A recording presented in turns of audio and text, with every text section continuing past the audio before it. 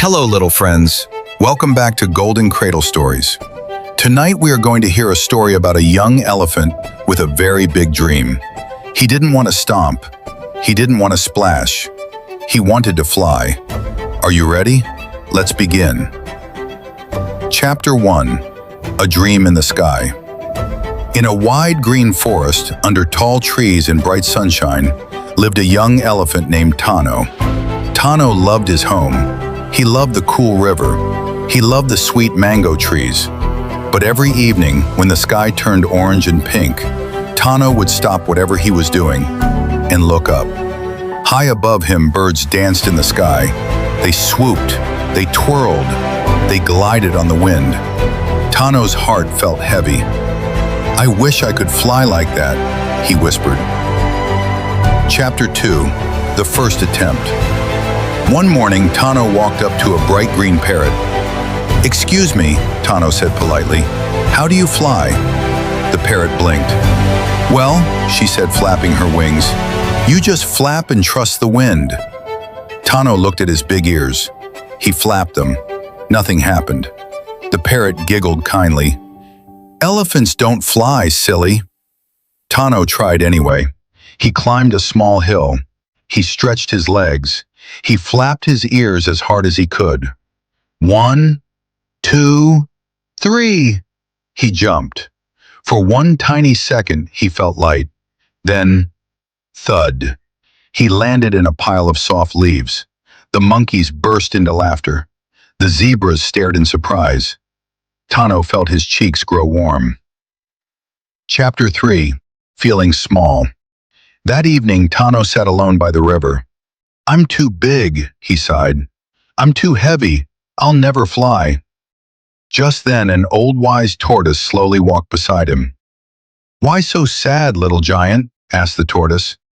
"I want to see the world from the sky," Tano said softly. "But everyone says elephants can't fly." The tortoise smiled gently. "Perhaps," he said slowly, "you are trying to fly the wrong way." Tano frowned. "What do you mean?" Chapter 4. Discovering Strength.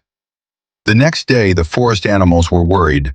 The river had stopped flowing strongly. The smaller animals could not reach water. The birds flew overhead, but they could not move the heavy rocks blocking the stream. The monkeys pulled and tugged. Nothing moved. The zebras pushed together. Still nothing. Tano watched quietly. The tortoise looked at him and said, "Little giant, maybe this is your moment." Tano stepped forward. He wrapped his strong trunk around the biggest rock. He pushed with all his might. The ground trembled. The rock rolled aside. Water rushed forward with a sparkling splash. The animals cheered. "You saved the river," cried the monkeys. "You're amazing," said the parrots. Tano felt something different in his chest. Not heavy, not sad, but proud. Chapter 5. A Different Kind of Flying. That evening, the birds flew low beside Tano. "You may not fly in the sky," said the green parrot, "but today you lifted all of us." The monkeys climbed onto Tano's back. "Take us for a ride," they shouted happily. Tano ran across the open field. The wind brushed against his face. The monkeys laughed as they bounced. The parrots flew beside him. For the first time, Tano didn't need wings. He felt free. He felt powerful. He felt like he was flying in his own way. Final lesson.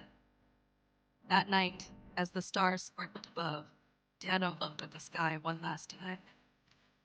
"I may not fly like a bird," he said, "but I can rise in my own way."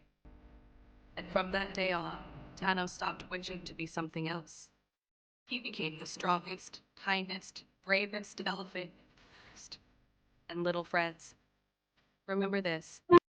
You don't have to do what others can do. You just have to discover what you can do. Because your strength, your gifts, your magic are already inside you. Outro, thank you for listening to Golden Cradle Stories. If you enjoyed this story, ask a grown-up to subscribe and join our story family. Good night, little dreamers. And remember, you are special just the way you are.